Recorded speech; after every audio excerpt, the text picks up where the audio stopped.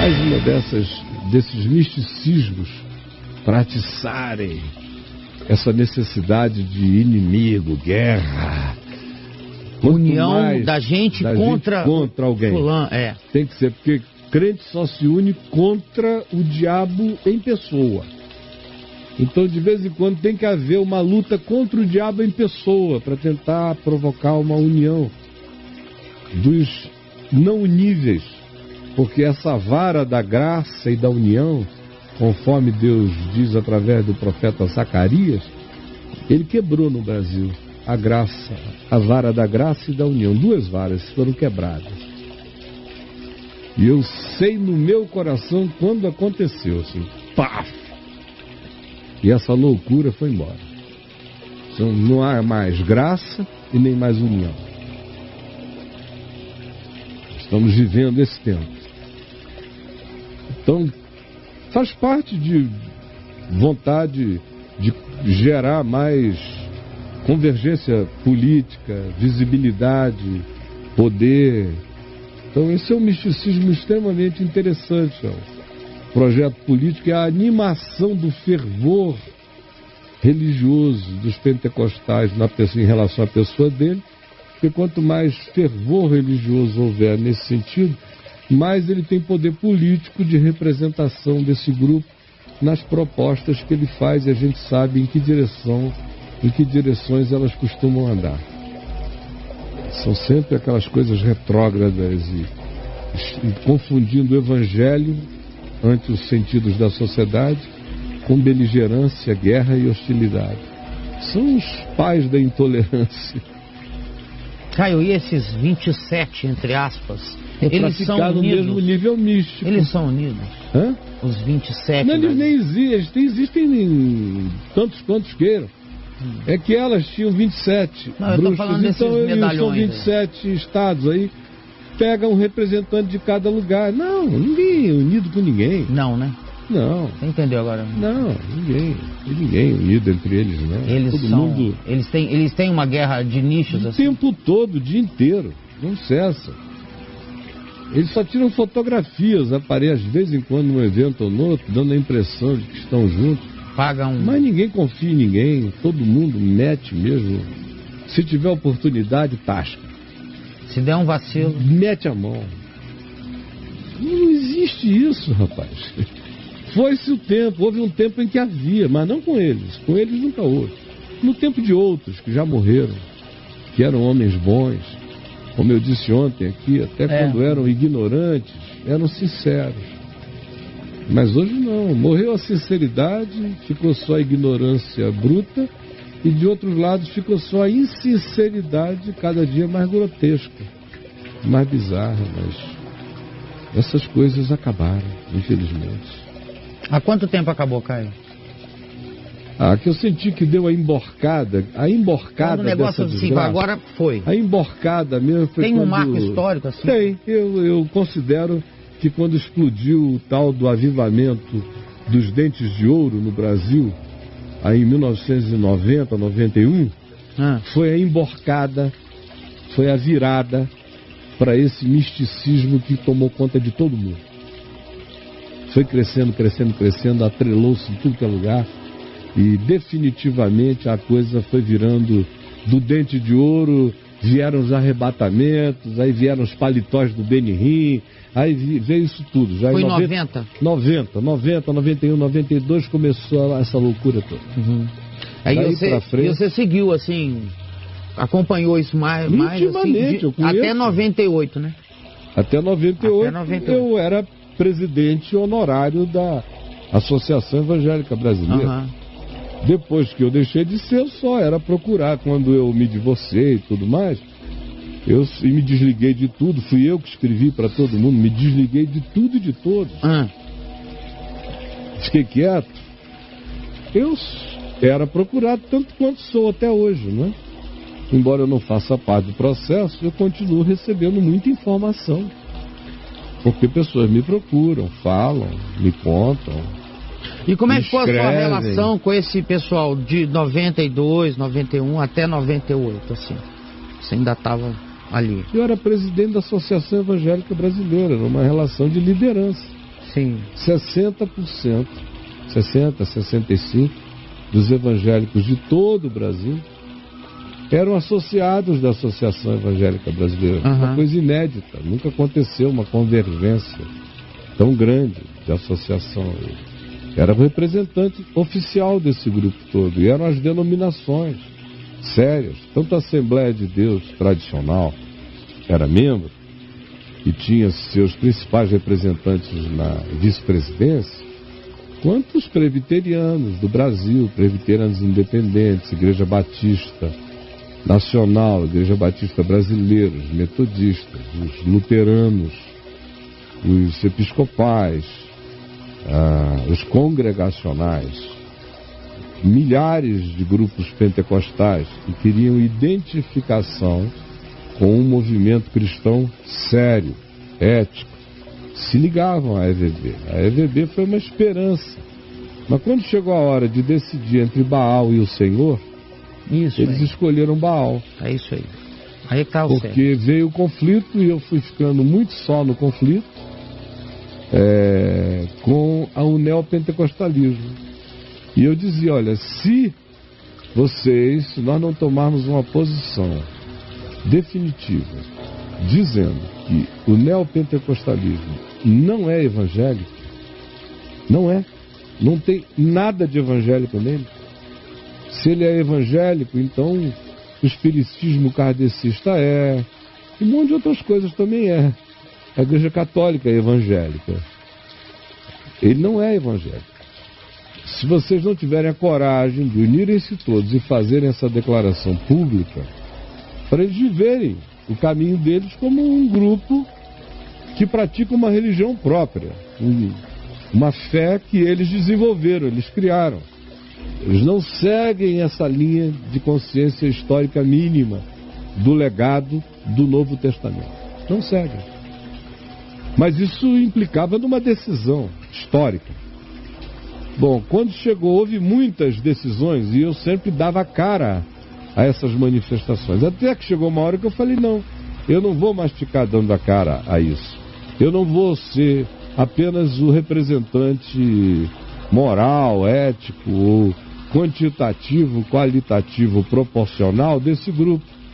É preciso que todos vocês que dizem que estão aqui, os representantes de tudo que quer ser sério ainda e sincero ainda, bote a cara para fora. E marcamos um dia, escrevemos um documento, dentre os vários que foram escritos, e marcamos uma reunião. Meu amigo, eu recebi tanta carta de gente que até hoje encontra comigo, bota a cabeça no meu peito e me pede perdão. Carta de fax, aquele tempo era facsímile. Fax de última hora, assim, presidentes de denominação, líderes, que todo mundo conhece.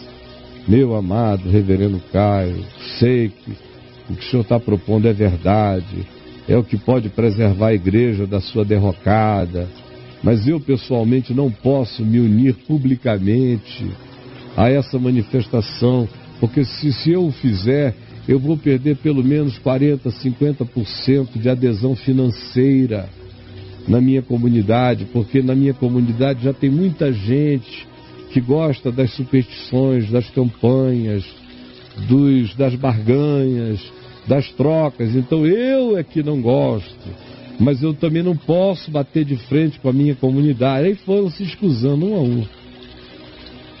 Do meio de milhares de pastores associados, milhares, e de 60%, 65% das denominações ligadas, ficaram para a última hora, para botar a cara para fora, 5%. Meu Deus do céu. E eu me lembro até da mídia, do pessoal me dizendo, pastor, por que o senhor faz isso? Repórteres sensíveis, que quando acabou a coletiva que eu dei lá, naquele dia, com uma repercussão enorme, e até fora do Brasil, em New York Times, e em Londres, e na Europa, para todo lado, né? Então, alguns deles ficaram para trás quando acabou a coletiva e me falaram, por que o senhor faz isso? Porque esse pessoal não quer. O senhor fica botando a sua alma para fora o tempo todo. Eles não querem. Eles não querem, não. E eu disse, eu sei. Particularmente, esse aqui foi o meu teste final. Foi em 1994. Foi ali que eu tomei a decisão de que eu iria sair de todo do movimento chamado Evangelho, para poder ser do Evangelho livre de qualquer condicionamento, de qualquer amarra, de qualquer endividamento relacional, de qualquer natureza. Eu não queria mais fazer parte daquela coisa abjeta, covarde, vendida, venal, comprometida com o lucro e não com o significado do Evangelho de Jesus. Eles entregaram isso aos macedos, aos malaguetas. Foi aquela decisão que entregou aquela igreja anterior. Ainda não era nem de longe assim. Ela ainda tinha certos pudores. Depois daquilo, amigo, o despudoramento foi absoluto. Entre 98 e 2000 já tinha havido um emborcamento total, já tinha um outro grupo, outra história. Isso tudo que está aqui já estava em pleno curso. O trem estava desgovernado, ladeira abaixo, com milhares de vagões indo na direção do abismo, crescendo a velocidade cada vez mais na direção do inferno, como infelizmente é o cenário que eu vejo crescendo aos meus olhos e sentidos até o dia de hoje. E vai piorar, Caio? Certamente piorará. Piorará ainda muito. Porque isso faz parte do que, por exemplo, o apóstolo Paulo fala, quando ele se refere à apostasia dos últimos tempos. Então a história da igreja já teve muitas apostasias. Apostasias tão grotescas que os contemporâneos delas pensavam que o Apocalipse tinha se cumprido. De tão horrenda que era a igreja, de tão feiticeira que ela era.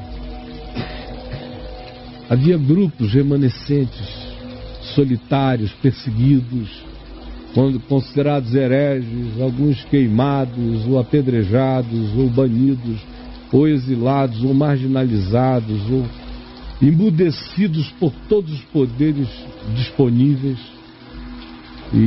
Mas eram aquelas minorias solitárias.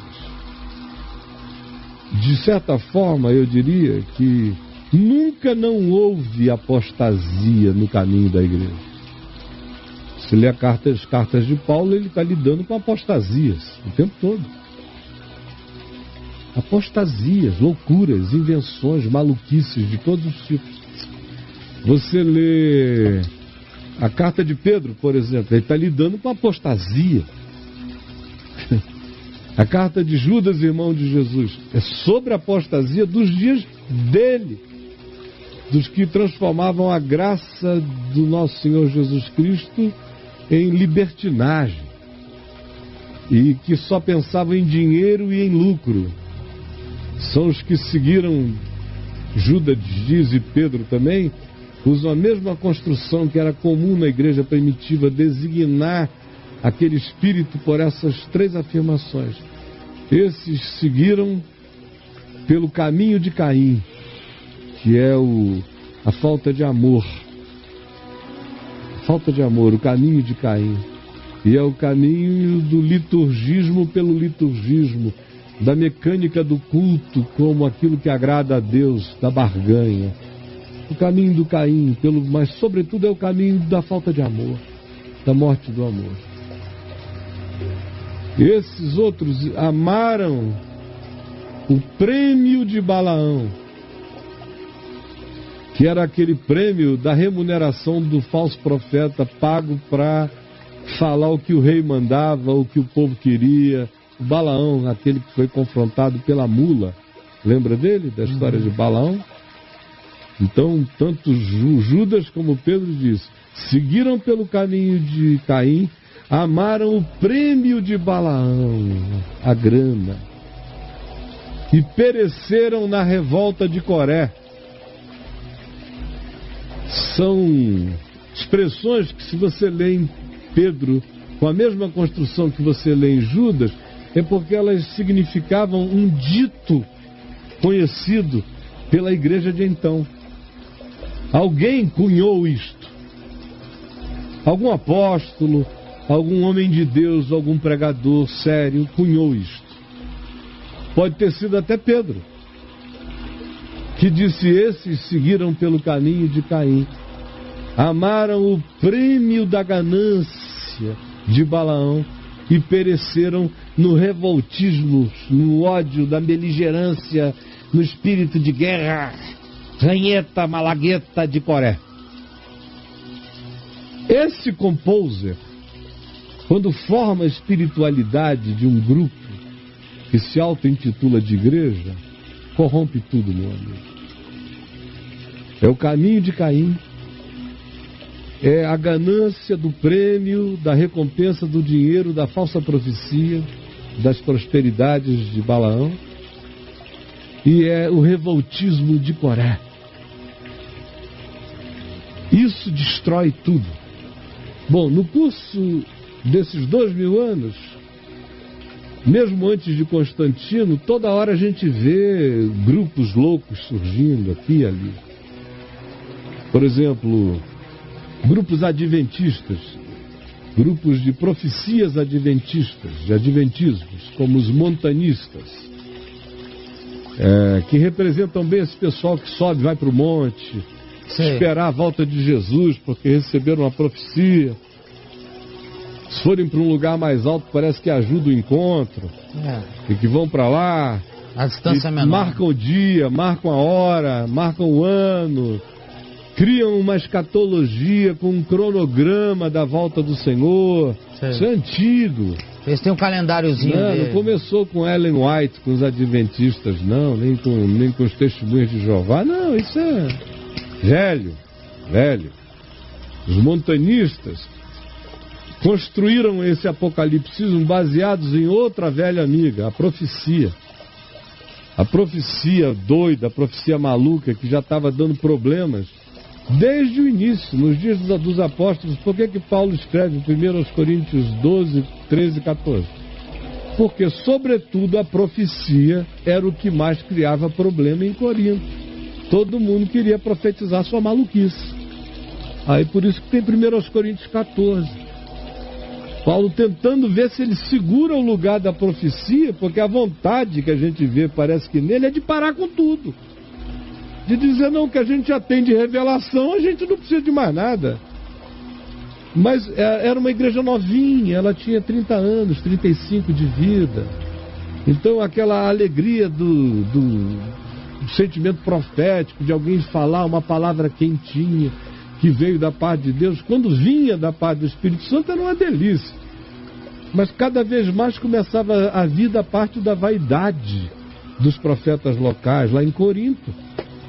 Ou do surto, eram caras que tinham acabado de vir dos transes, das religiões de mistério, ou do gnosticismo, ou dos cultos ao panteão greco-romano, que eram mais ou menos semelhantes, religiões de transe, de mistério e de espíritos e tudo mais, vinham para dentro da igreja de Corinto e encontravam lá um pessoal do Larabastuias, calabababababá, e diziam, pô, que bom, encontramos um lugar onde a gente expressa a nossa loucura.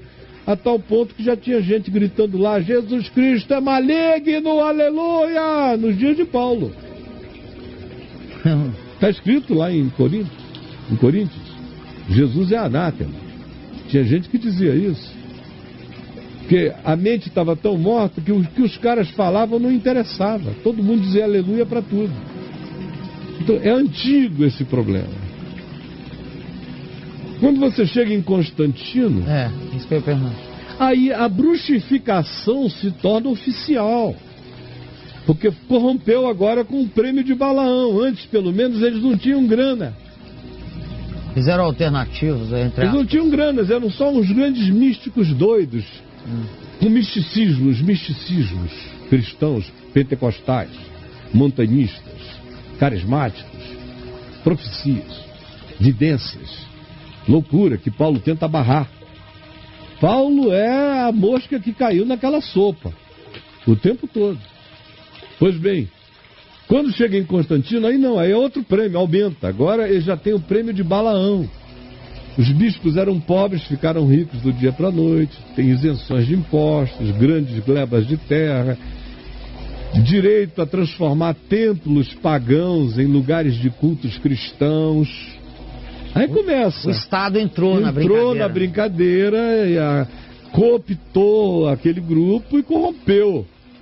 E eles acharam aquilo lindo, disseram que era Deus com eles, e chamaram Constantino de o 13º apóstolo de Cristo. Nossa. Que veio cumprir esse milênio de soberania do cristianismo na Terra. Eles entenderam, muitos deles, que era o cumprimento do Apocalipse, que ali se estava estabelecendo o reinado de Cristo através do Império Romano no planeta Terra, e surge a Igreja Católica Romana, que já tem um reinado de 2000 anos. A partir disso. Enquanto isso, grupos fugindo do processo, indo para monastérios, para desertos, saindo do sistema, sempre esses grupos de solidariedade, grupos menores, o tempo todo, tentando preservar o sentido do Evangelho, o sentido da palavra, contra o status quo, contra o dinheiro, contra o poder, contra o ódio do sistema, o caminho de Caim, contra o espírito político da revolta de Balaão, das politicagens da morte, da eliminação de pessoas, todo mundo andando no desamor. Então esse pessoal se afasta, e se afasta tanto que vira monge. Se afastam e deixam de ser sal da terra, e ficam longe do contato humano, porque não suportavam a corrupção. Mas ainda era menor, ainda tinha setorizações, ainda tinha muita pureza humana, muita esperança humana, muita ignorância humana sincera no processo. Só não naqueles cleros. Os cleros sempre foram podres, de qualquer natureza. Qualquer clero religioso, qualquer liderança religiosa, logo depois de um tempo, o grupo, o concílio, logo se corrompe. E se corrompe nessas 3 áreas: caminho de Caim, prêmio de Balaão, revolta de Coré. Sempre. É inevitável. Inevitável, vão sempre se corrompendo. Às vezes simultaneamente, às vezes começa um, depois vem o outro, mas no âmbito do que a gente chama de poder local, sempre esses 3 elementos estão presentes. Aí você vê, quando chega já no século XVI, depois da Idade das Trevas, aquela loucura toda, aquela igreja antissexual, se uma mulher tivesse prazer, ela era disciplinada, às vezes ela era excomungada. Se alguém dissesse que uma mulher e um homem tiveram uma relação anal, eles podiam ser enforcados. Se um vizinho ouvisse uma mulher gozar, mesmo que fosse com o marido, ela podia ser espancada, chicoteada e ir para o calabouço. Houve centenas de anos de loucura sexual, de repressão assim, de perseguição, de juízo de cachorro, de cadela, de gato, de pulga, que tinha atacado o bispo. Leva a pulga para ser julgada pelo concílio, a pulga. O carrapato, eles julgavam o gato, o cachorro, todo mundo. Uma loucura. E muita feitiçaria, muito livro de bruxaria escondido nos monastérios. Os monastérios iam produzindo um monte de malucos. Depois os maiores malucos estavam dentro dos monastérios, que no início queriam ser um lugar de refúgio, que se alienavam do mundo e enlouqueciam. Aí a gente vê até o século XVI. Aí dá aquela chacoalhada da reforma protestante, as coisas ficam mais pão, pão, queijo, queijo, mais racionais, mais intelectuais, mais acadêmicas. Abre-se um lugar para reflexão, para a ciência, para o estudo científico. Tudo isso a reforma protestante trouxe. Renovação na ideia de sociedade, economia, fluxo de capital, tudo isso a reforma protestante foi produzindo. Algumas coisas interessantes, outras já eram a semente corruptora do que veio depois. E aí passou um tempo, a igreja protestante se tornou apenas uma igreja racionalista. A reforma protestante abalou a Igreja Católica, cara? Profundamente. E mudou em certo aspecto coisas? Muito a Igreja Católica. Senão a gente não teria a Igreja Católica de hoje. Que é uma igreja com quem você pode dialogar. Foi a reforma protestante que deu essa... civilizou bastante a Igreja Católica. Sim. Provocou-a muito. Embora a Igreja Protestante não tenha desassimilado a Igreja Católica por inteiro. Por exemplo, ela, nas teses de Lutero, levadas a sério, acabava com todo tipo de clero profissional reformado, protestante. Mas não, os sacerdotes protestantes, os pastores, fizeram uma dieta em relação aos padres católicos. Então eles não declaravam, eu perdoo o teu pecado, em nome de Cristo, isso, aquilo. Não tinha algumas obrigações, todas as liturgias de salvação ou de meios de graça da Igreja Católica foram eliminadas. A coisa ficou mais relacional, mais dialogal, mas o pastor continua a ser um profissional da palavra, um sacerdote autorizado, um intérprete especial da Bíblia. O culto à interpretação individual de um indivíduo bancou no protestantismo a sacerdotalidade católica. E muitas outras assimilações com algumas dietas nas aparências, mas os conteúdos semelhantes. Continuaram muito sutis, mas continuaram. Bom, esse grupo logo ficou muito intelectualizado, muito academizado, muito racional, muita coisa. E a alma humana sente necessidade de dimensões místicas. Como raramente as pessoas são equilibradas, o evangelho que concilia tudo, o evangelho é racionalidade, não é racionalismo. E ele é mística, não é misticismo. Racionalidade e mística são compatíveis. Racionalismo e misticismo é que são totalmente incompatíveis. Porque o racionalismo quer fechar tudo no sistema racional, intelectual, cerebral da compreensão. E o misticismo fecha tudo na mágica, na magia, no toque, no pacto, sem nenhuma racionalidade, só na obrigação. Então, esses dois grupos surgiram dentro do movimento reformado. Os racionalistas de um lado, que provocaram a necessidade mística, que por desequilíbrio virou misticismo. Porque toda vez que cristão quer ser místico, ele vira misticista. São raros os experimentos de cristãos que juntaram racionalidade e mística.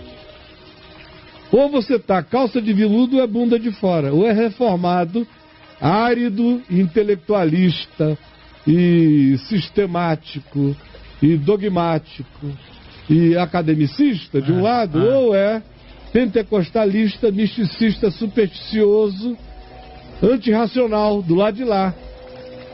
Então, sempre foi assim.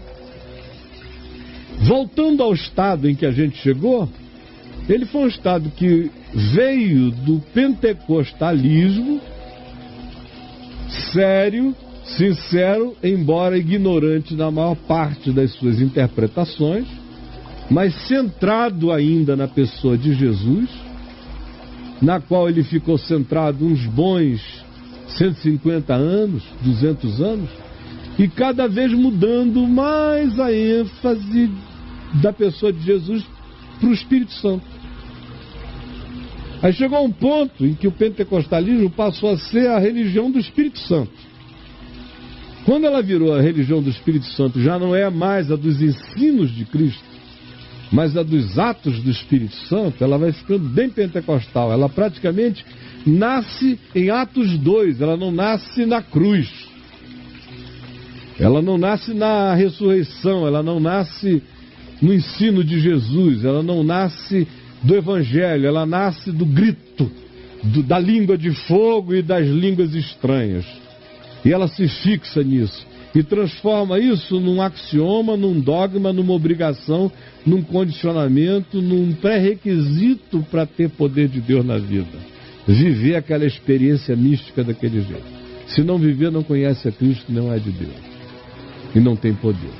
Ora, quando você estabelece isso para um povo que não tem cabeça, não tem ensino, não tem parâmetro, não tem evangelho, não tem conhecimento, mas ao contrário, já tem uma herança mística, sincrética, religiosa, do tipo mais animista ou mais espiritualista invocativo de mortos ou de guias ou de entes desencarnados perambulantes, como já era o caso do contexto que nos precedia. Quando você chega com esse pentecostalismo misticista e começa a dar aquele grito dizendo aqui tem poder, é claro que o supersticioso se sente muito mais atraído por isso do que pela palavra de alguém que diz: venha sentar comigo que eu queria te ensinar um bom caminho para viver. Ele não quer um bom caminho para viver porque dá trabalho viver num bom caminho. Ele quer uma solução mágica, de quebra o talo da planta que o milagre acontece. Bota a ruda atrás da orelha que o milagre acontece. Leva essa água fluidificada que o milagre acontece, ao invés de aprender a pensar, a viver, a tratar. Então, não queriam isso antes, por que eles vão querer agora? Mudaram para cá. Constantino obrigou os pagãos a se tornarem cristãos por decreto. Aqui não. Foi o ódio pentecostal por esse grupo afro-ameríndio anterior, que era o grupo que mais fazia concorrência aos pentecostais, porque era o grupo misticista da cultura brasileira, portanto eram os principais adversários pentecostais. Eram esses? Sim, sim. Eram os principais adversários do nicho. Esses acabaram sendo absorvidos, foram assimilados por um grito mais forte. Grito, é tudo grito. Foram assimilados por um grito mais forte e entraram aqui, mas as suas pré-compreensões não foram alteradas. Eles se tornaram pastores como eles eram pais de santo. Eles se tornaram bispos como eles eram feiticeiros. Eles se tornaram obreiros como eles eram servidores do terreiro. Eles trouxeram aquele misticismo e encontraram aqui algo, em alguns aspectos, piorado. Uma malandragem mais sofisticada, há mais tempo desenvolvida, mais bem organizada, mais bem infinitamente melhor empresariada, por parte dos evangélicos que tinham sido protestantes e agora já eram os pentecostais ávidos por saírem na gritaria comendo tudo. É uma fome, uma volúpia extraordinária. Aí, meu amigo, quando chegamos nesse ponto, nós chegamos aí mais ou menos com 1970, a gente estava entrando nesse momento. Já estava começando. Mas a grande virada aconteceu simbolicamente quando o Edir Macedo começou a produzir e a estimular guerras campais entre os membros da Universal e os centros de Umbanda, Candomblé, Macumba, no Rio de Janeiro, em 1988, 1989. É só pegar o Globo, o Jornal do Brasil, Folha de São Paulo, Estadão, era todo dia. Está documentado isso. Todo dia invadiu, saiu no pau. A ordem é entra e quebra. Pau cantava mesmo. Um negócio de polícia. Ia lá bater nos caras. Que cacete, briga, saíam quebrando. Cacete, arrebentando os ídolos. Era em nome de Jesus. Foi uma loucura. Cara, e por que ele não fez 89. isso? E por que ele não fazia isso com as igrejas católicas? Ah, porque o bicho pega, né? Uma coisa é ir bater em macumbeiro, pai de santo. É ficar provocando o Ivani, como o Silas Malafaia fez segunda-feira, que é o presidente lá de uma associação umbandista, alguma coisa assim. Eu conheço ele há muitos anos, o cara é boa praça. E uma coisa é fazer isso com ele, outra coisa é fazer aqui com a CNBB, Dom Urani Tempesta, aí a coisa pode pegar. Eles sabem também aonde vão batendo. Né? Eles são covardes. Então, desculpa, não era isso. Já falta agora só uma hora e pouco para terminar esse programa. A gente tá nesse papo aqui. Mas tá lindo. O pessoal tá adorando aqui. Então...